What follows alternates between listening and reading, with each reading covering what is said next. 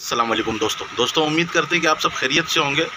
दोस्तों ये शिरूबा कंपनी की 747K मॉडल में मशीन है। दोस्तों आज मैं इसके बारे में कुछ बताना और समझाने की कोशिश करूंगा कि अगर मशीन जाम हो जाए किसी वजह कर तो उसको किस तरीके से चेक किया जाता है कि मशीन का कौन सा हिस्सा जाम हुआ है, कि निडल बार का हिस्सा जाम है या अपर लूपर या लोअर लूपर या अपर नाइफ का जो मूविंग का असेंबली है वो जाम है। तो ये चीज़ें आज समझाने की कोशिश करूँगा। तो दोस्तों अगर आप लोग मेरी वीडियो को स्किप नहीं करेंगे, फुल वीडियो देखेंगे तो इंशाल्लाह आप लोगों को बहुत अच्छे से समझ में आ जाएगा कि इस मशीन का जाम प्रॉब्लम किस तरीके से सही किया जाता है। तो आइए दोस्तों वीडियो को स्टार्ट करते हैं। दोस्तों ये मशीन में कोई मसला था नहीं, ये जो जाम प्रॉब्लम इसके अंदर आया है ये मैंने खुद से इसके अंदर किया है कि अगर जाम प्रॉब्लम आ जाए तो हम किस तरीके से हल करें मशीन के अंदर। तो ज़रूरी नहीं है यही मशीन, कोई सी भी मशीन हो, प्लेट लॉक मशीन हो, सिंगर हो या कोई सी भी मशीन हो, अगर आप इस तरीके से इसका जाम प्रॉब्लम चेक करेंगे जिस तरीके से मैं अभी आपको सिखाने की कोशिश करूँगा तो इंशाल्लाह आपको कभी भी कोई मसला नहीं पेश आएगा और आप आसानी से उस मसले को हल कर लेंगे। दोस्तों अभी जैसा दिख रहा है ये व्हील में हिलाता हूँ तो ये जाम पड़ा हुआ है और इसका जो जाम प्रॉब्लम है ये किस तरीके से चेक किया जाएगा सबसे पहले ये बताऊँगा। अगर मशीन आपकी नई है, बिल्कुल 0 मीटर है और वो चक मार के अगर जाम हो गई है तो उसके लिए तो ये मसला यानी कि जो तरीका बता रहा हूँ वो कारगर नहीं है। फिर उसके लिए दूसरा तरीका वो भी बताऊँगा, वीडियो पे बने रहना आपने और पूरा सीख के जाना है कि किस तरीके से इसका जाम प्रॉब्लम सही किया जाएगा। तो दोस्तों इस तरीके से हल्का हल्का हम व्हील जब हिलाएंगे ना, तो व्हील हिलाएंगे तो हम यहाँ पे देखेंगे इस जगह पे, जब हम इस जगह पे देखेंगे व्हील हिलाएंगे तो ऐसे हल्का हल्का हम व्हील हिलाते हैं। तो मशीन जब पुरानी हो जाती है तो उसके अंदर ये चीज़ पता लगता है क्योंकि उसका जो कनेक्टिंग वगैरह अंदर लगा हुआ होता है या गियर वगैरह लगा हुआ है उसमें हल्का सा प्ले आ जाता है। तो प्ले आने की वजह कर ये आपको नज़र आ रहा होगा कि इसका ये लूपर हिल रहा है और ये भी हिल रहा है और ये भी हिल रहा है, यानी कि निडल बार भी हिल रहा है, अपर लूपर और लोअर लूपर भी हिल रहा है हल्का हल्का जब मैं व्हील ऐसे हिला रहा हूँ। तो सिर्फ क्या नहीं हिल रहा है इसके अंदर, आपको नज़र आ रहा होगा कि हमारा जो ये नाइफ है ये एक जगह पे ही बिल्कुल स्टिल है। अगर मैं व्हील हिलाता हूँ तो नाइफ हमारा नहीं हिल रहा है। तो दोस्तों इस तरीके से हमें ये नज़र आ जाता है कि इसका ये जो नाइफ असेंबली है ये जाम पड़ा हुआ है। तो हमें ये अंदाज़ा लग गया है कि हमें नाइफ असेंबली खोल के सही करना है तो मशीन सही हो जाएगी। अब अगर बिल्कुल कुछ भी नहीं हिलता है, हल्का सा भी ऐसे व्हील हम हिलाते हैं और हल्का सा भी हिलाने से कुछ भी नहीं हिलता है, तो फिर हमें ये करना पड़ेगा कि हम एक एक सेक्शन जो इसका बना हुआ है, जैसे कि हमारा ये निडल बार असेंबली हो गया और अपर लूपर का जो है पूरा असेंबली अंदर लगा हुआ है और इसी तरीके से ये लोअर लूपर का भी पूरा असेंबली अंदर लगा हुआ है और नाइफ का और फिडोक का भी पूरा असेंबली अंदर फिट है। तो फिर हम क्या करेंगे, इन सब का जो मेन स्क्रू लगा हुआ है जिससे ये पूरी असेंबली काम करती है, हम उसको लूज़ करेंगे। हम एक एक स्क्रू उसका लूज़ करते जाएंगे और चेक करते जाएंगे कि यार कौन सा हिस्सा जाम है। तो ये चीज़ मैं आपको करके दिखाता हूँ। दोस्तों वैसे ये तो हमें पता लग गया है कि कंफर्म हो गया है कि हमारा जो अपर नाइफ असेंबली है वो जाम पड़ा हुआ है।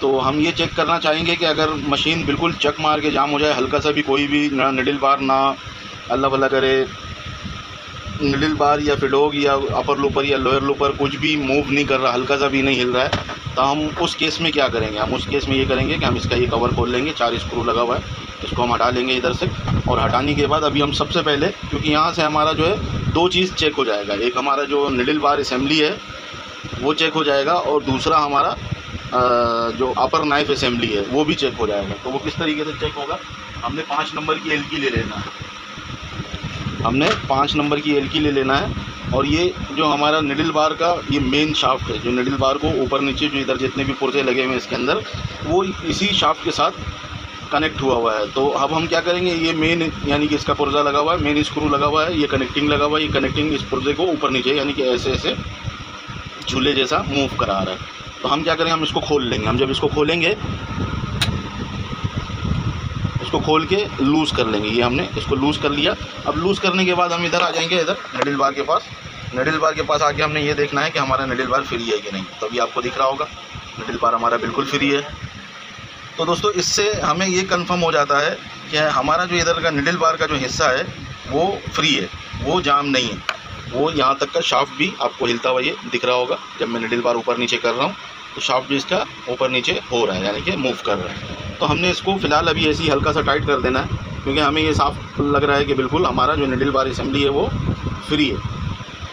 तो हम इसको दोबारा हल्का सा टाइट कर देंगे। टाइट करने के बाद फिर हमारा जो व्हील है वो अभी भी जाम पड़ा हुआ है, तो हम फिर अब अगला चीज़ चेक करेंगे। तो अगला चीज़ ये है, हमारा नीचे की तरफ आपको एक स्क्रू दिख रहा होगा दोस्तों। ये पाइप के साथ जो हमारा 5 नंबर की एलकी का स्क्रू आपको ये दिख रहा है, तो ये जो स्क्रू है ये हमारा जो अपर नाइफ असेंबली लगा हुआ है, ये उसको पकड़ के रखा हुआ है, यानी कि उसकी टाइमिंग है यहाँ से। ये मेन स्क्रू है, उसके बाद ये कनेक्टिंग में जा रहा है, नीचे मेन शाफ्ट के साथ कनेक्ट है। तो इसको भी हम यहाँ से ऐसे एलकी लगा लेंगे और लगा के लूज़ करके देख लेंगे। दोस्तों ये हमने एलकी लगा लिया है यहाँ पे, और इसको लूज़ कर लेते हैं। तो ये बहुत ज़्यादा टाइट है, इसको मैं लूज़ कर लेता हूँ।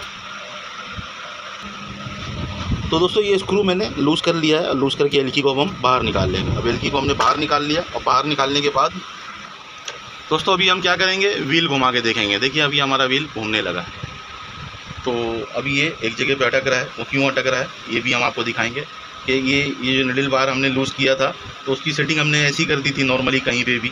तो अभी क्या है, जब व्हील हमारा घूम रहा है तो ये अटक रहा है। तो हमने क्या करना है, 5 नंबर की एलकी से इसके निडल बार को यहाँ से लूज़ करके हल्का सा नीचे की तरफ कर देंगे, ताकि हमारा व्हील पूरा मूव कर जाए। अभी ये बिल्कुल फ्री है, आपको दिख रहा होगा। अभी क्या है, हमारा अपर लूपर भी और लोअर लूपर भी मूव कर रहा है, और निडल बार भी मूव कर रहा है। हाँ ये है कि टाइमिंग आउट हो गया होगा, क्योंकि निडल बार का हमने टाइमिंग उधर से खोल दिया है। दोस्तों इसका जो हमारा अपर नाइफ है ये ऊपर नीचे नहीं हो रहा है, ये एक जगह पे बिल्कुल फिक्स हुआ है, आपको दिख रहा होगा, और व्हील हमारा घूम रहा है। तो अभी हमारा ये कंफर्म हो गया है कि जो इसका नाइफ असेंबली है वो जाम पड़ा हुआ। तो उसको हम किस तरीके से निकालेंगे, फ्री करेंगे, वीडियो में बने रहिएगा, देख के जाइएगा। दोस्तों एक चीज़ और है, अभी जैसे कि हम उस नाइफ वाले स्क्रू को दोबारा टाइट करके जाम करेंगे, और इसी तरीके से जब हम इसका नीचे से भी चेक करने का तरीका है कि किस तरीके से हम इसका टप खोल के नीचे से, और अपर लूपर अगर जाम हो जाए या लोअर लूपर जाम हो जाए तो उसको किस तरीके से चेक किया जाता है, ये भी तरीका आपको बताते हैं। दोस्तों अभी हमने नाइफ वाला जो स्क्रू है, अपर नाइफ वाला स्क्रू जो है मेन स्क्रू, उसको हमने दोबारा टाइट कर दिया, तो व्हील हमारा दोबारा जाम हो गया है। तो मैं इसका ट्रेसिंग का तरीका बता रहा हूँ कि आप में जाम पने का जो है ट्रेसिंग किस तरीके से करना है, कि हमें फॉल्ट का पता लगे कि हाँ यार यहाँ से फॉल्ट हो सकता है। तो हम सबसे पहले यही देख लेंगे कि हमारा ये अगर चीज़ें हिल रही है तो हमारा ये चीज़ें जाम, जो हिल रहा है वो जाम नहीं होगा, जो बिल्कुल फिक्स खड़ा है वही जाम होगा। तो अगर हमारा कुछ भी ऐसा है तो हम क्या करेंगे, इसका टप खोल लेंगे नीचे से। दोस्तों टप खोलने के लिए सिंपल 4 स्क्रू 5 नंबर की एलकी का स्क्रू लगा हुआ होता है, तो 3 मैंने खोल लिया है, ये चौथा भी इसका बाहर निकाल लेंगे और इसके टप को इस जगह से हटा देंगे। तो ये हमारा टप साइड में हो गया है। और अभी मैंने इसी मशीन को लेके पिछले वीडियो बनाई थी कि इसका ऑयल पाइप का वायरिंग किस तरीके से किया जाता है, यानी कि ऑयल पंप किस तरीके से काम कर रहा है और इसकी वायरिंग किस तरीके से की जाती है। तो अगर आपने वो वीडियो देखना है तो आप मेरे चैनल के प्ले लिस्ट को या चैनल को सर्च करेंगे जाके, तो इंशाल्लाह आपको वीडियो मिल जाएगा। दोस्तों अगर अभी जैसे हमारा मशीन जाम पड़ा हुआ है, ये आपको दिख रहा होगा कि मशीन हमारा जाम पड़ा हुआ है, और अब हमने चेक करना है कि इसका कौन सा सेक्शन जाम हुआ है। अब हम यहाँ से क्या कर सकते हैं, यहाँ से हम 4 सेक्शन चेक कर सकते हैं। एक हो गया हमारा अपर लूपर का, ये हो गया लोअर लूपर का, और ये हमारा डिफरेंटर फीड बार हो गया, और ये मेन फीड बार हो गया। ज़रूरी नहीं है कि हमारा नाइफ ही जाम हो, कुछ भी जाम हो सकता है, XYZ कुछ भी जाम हो सकता है। इसके अंदर बहुत सारे पुर्जे लगे हुए हैं, तो हमने इस तरीके से ट्रेस करना है। अब हम क्या करेंगे, इधर से 5 नंबर की एलकी से इसको हम लूज़ करेंगे। जब हम ये लूज़ करेंगे तो हमारा जो अपर लूपर वाला असेंबली सारा लगा हुआ है वो सारा पता लग जाएगा कि वो जाम है या लूज़ पड़ा हुआ है। तो मशीन बार बार कल्टी करने और सीधा करने से बचने के लिए हम दोनों को एक साथ लूज़ कर देते हैं। जो हमारा अपर लूपर और लोअर लूपर है, इन दोनों को हमने एक साथ लूज़ कर देना है, और लूज़ करने के बाद फिर हम मशीन को सीधा करके देख लेंगे, ऐसे चेक करेंगे, हमें पता लग जाएगा कि हमारा अपर लूपर जाम तो नहीं है। ये आपको दिख रहा होगा अपर लूपर ऊपर नीचे हो रहा है, मशीन हमारी फिर भी जाम पड़ी हुई है। तो वो तो हमने फॉल्ट तो हमने पकड़ लिया है कि फॉल्ट हमारा अपर नाइफ के अंदर है। तो हम सिर्फ आपको बताने और समझाने की कोशिश कर रहे हैं कि हमारा इस तरीके से फॉल्ट हम चेक कर सकते हैं। तो ये हमारा फ्री है। इसी तरीके से हम लोअर लूपर को भी ऐसे हिला के देख लेंगे, तो ये भी हमारा फ्री है। तो हमें ये समझ में आ गया कि यार यहाँ पे ये 2 चीज़ फ्री है, और किसी चीज़ में जाम प्रॉब्लम है, यानी कि और किसी सेक्शन के अंदर हमने चेक करना है। तो अब हम क्या करेंगे, इसको नॉर्मली कहीं पे भी टाइट कर देंगे। जब हम सारों का टाइमिंग बांधेंगे फिर हम सारों का एक दफ़ा अच्छे से स्क्रू को टाइट करेंगे सबको। तो अभी हम फ़िलहाल इसको इस हिसाब से टाइट करेंगे कि हमारा व्हील 180 डिग्री तक का मूव भी हो पूरा और कहीं जाम ना हो। तो अभी हम फ़िलहाल इसको ऐसे टाइट करते हैं और इसको भी हम ऐसे हल्का सा टाइट कर देते हैं। इतना टाइट करेंगे कि हम व्हील में ज़्यादा ज़ोर भी करें तो ये घूम जाए खुद ब खुद। फिर इसके अलावा अब ये 2 सेक्शन रह जाता है। इसका हम ये कवर खोलेंगे, कवर खोल के इधर 5 नंबर की एलकी लगाएंगे। तो उस एलकी को स्क्रू को लूज़ करेंगे, लूज़ करके हम एलकी को ऐसे हिला के देखेंगे कि हमारा जो फीड बार है वो आगे पीछे हो रहा है खुद ब खुद या नहीं हो रहा पूरा। अगर वो भी आगे पीछे हो रहा है तो फिर हम ये डिफरेंटर फीड बार का ये वाला स्क्रू लगा हुआ है, इसको हम खोल के देख लेंगे। इसको खोल के भी हम ऐसे आगे पीछे हिलाएंगे तो हमारा डिफरेंटर फीड बार पूरा आगे पीछे होना चाहिए। तो अगर ये चीज़ें हो रहा है तो हमारा जो है फॉल्ट और कहीं है। और कहीं कैसे है कि अभी हमने जैसे फॉल्ट पकड़ लिया है, फॉल्ट हमारा वहीं पे है। तो इसी तरीके से किसी भी जगह पे आपको फॉल्ट मिल सकता है कि कोई भी हिस्सा, कोई भी सेक्शन इसका जाम हो सकता है। तो अभी हम आपको दिखाते हैं कि किस तरीके से उसका ये जो नाइफ असेंबली है उसको खोल के किस तरीके से फ्री किया जाएगा। तो अब ये देख लेते हैं। दोस्तों इसका जो ये कवर लगा हुआ है इसको हम खोल के यहाँ से हटा लेंगे। इसमें तकरीबन 4-5 स्क्रू लगा हुआ होगा। तो ये सारा आपने खोल लेना है और खोल के इसको साइड में रख लेना। दोस्तों इसका निडल प्लेट भी हमने खोल के साइड में रख लेना।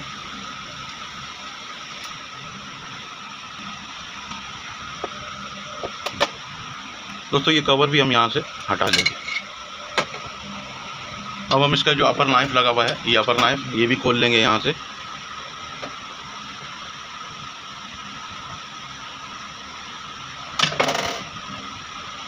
दोस्तों एक कोई डब्बा बना लेना है, डब्बे में सारा सामान रखते जाना है।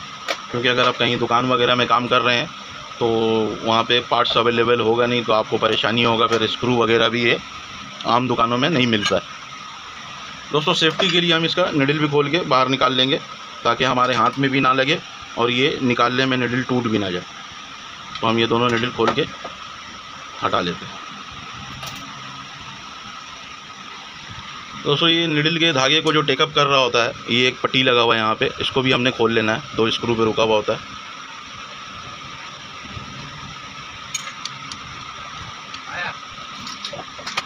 दोस्तों ये पट्टी है, ये इस तरीके से लगेगा आपने जब भी लगाना है, ऐसे पलट के नहीं लगाना।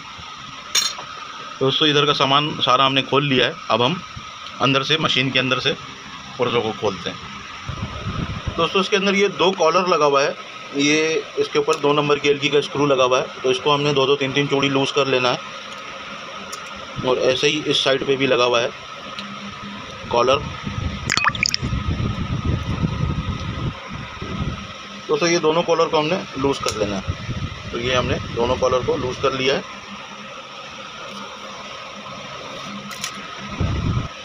दोस्तों इसके एक कॉलर के ऊपर तो स्क्रू एलकी हमारा आराम से लग गया था, दूसरे के ऊपर लग नहीं रहा है क्योंकि वो लूज़ हुआ नहीं है। मुझे ऐसा लगा कि लूज़ हो गया है लेकिन लूज़ हुआ नहीं है। तो हमने इस स्क्रू को लूज़ करना है और लूज़ करने के बाद इसको ऐसे मूव करा के ऐसे आगे की तरफ लेके जाना है और आगे की तरफ लेके जाके फिर इसको हम टाइट कर लेंगे। व्हील घुमा के हमने आगे की तरफ लेके जाना है और फिर इसको हम टाइट करके जो कॉलर का स्क्रू है उसको सामने करेंगे। तो ये भी हमने इसको टाइट किया।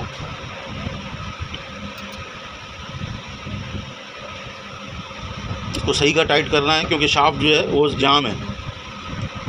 अब हम व्हील को घुमाएंगे तो ये स्क्रू हमारा सामने आ रहा है। फिर दोबारा वही अमल करना है और भी सामने लाना है स्क्रू को। अब इसको हम यहीं पर रोक के लूज़ करेंगे दोबारा। दोस्तों लूज़ करके फिर हमने व्हील को घुमाना है। व्हील को घुमा के इसको फिर हम ऐसे आगे की तरफ ले जाएंगे और फिर यहाँ पे रोक लेंगे। रोकने के बाद फिर दोबारा इसको हम टाइट करेंगे।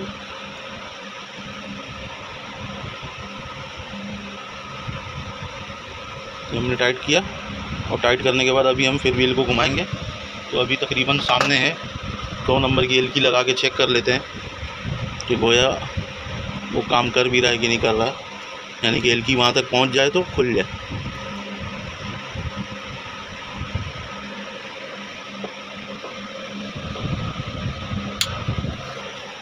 अभी खुली है।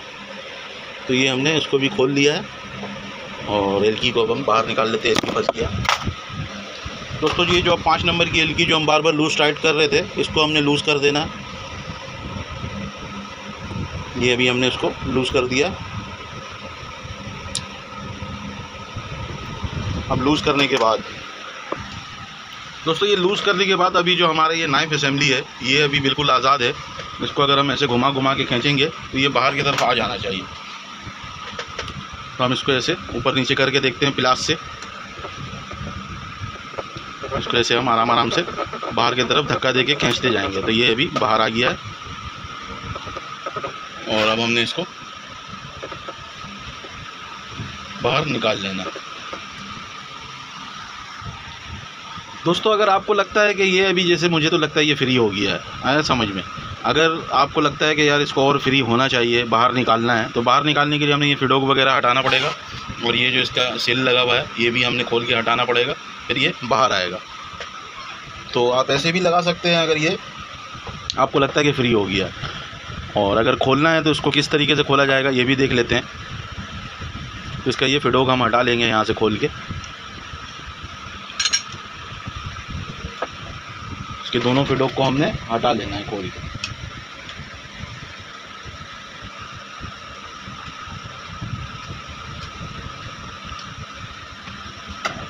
दोस्तों ये नाइफ असेंबली हम फ्री कर लेंगे। फ्री करने के बाद हमने क्या करना पड़ेगा, हमें ये करना पड़ेगा कि इसका अपर लूपर, लोअर लूपर और निडल का और अपर नाइफ का ये हमें टाइमिंग बांधना पड़ेगा। जब तक ये टाइमिंग हम नहीं बांधेंगे इसका तो ये चलेगा नहीं। तो ये हमने खोल के हटा दिया इसका फिडोक। और इसके अंदर ये स्क्रू लगा हुआ है, ये स्क्रू भी खोल लेते हैं। ये 2 स्क्रू लगा हुआ है सामने, तो ये 2 स्क्रू यहाँ पे लगा हुआ है, इसको भी हम खोल लेंगे ऐसे। और इधर दूसरा स्क्रू भी हमारा लगा हुआ है, तो ये भी हम खोल लेंगे। ये दोनों स्क्रू हमने खोल लेना है, खोल के बाहर निकाल लेना है। दोस्तों ये हमने इसका कवर इधर भले पूरा बाहर नहीं निकालना है, ऐसे यहीं पे छोड़ देना है। और अब हम इस राड को ऐसे खींचते जाएंगे तो ये बाहर निकलता जाएगा। व्हील घुमा के हमने निडल को ऊपर किया, ऊपर लेके गए हम। और अब यहाँ पे ये आके अटक रहा है, इस पुटके को भी हम खोल लेंगे। जो निडल प्लेट को इसी के ऊपर हम टाइट कर रहे होते हैं, उसको भी हमने खोल के हटा लेना।